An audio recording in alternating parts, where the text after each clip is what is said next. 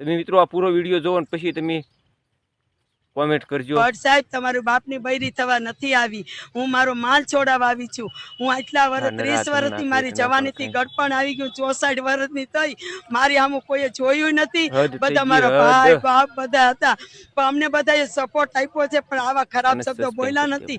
જ્યારે ભટ્ટ સાહેબ બોલ્યા છે તો મેં ખરાવીને મારા દીકરાને કીધું હતું કે દીકરા આવા શબ્દો બોલ્યા તો કે માં આપણે ગરીબ છીએ, આપણું કોણ સાંભળશે?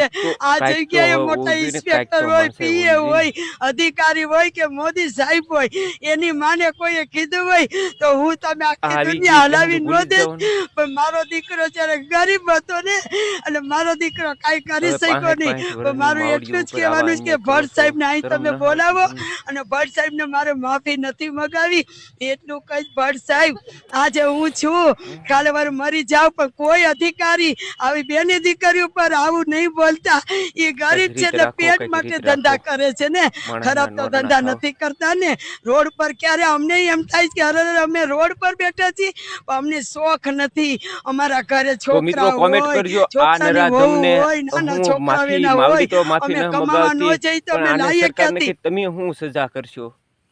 આ ઠેકાણે આપણો કોઈક નાગરિક હોય તો આ શું હાલ કરે? દર્શક મિત્રો કોમેન્ટ કરજો। જય જવાન જય કિસાન।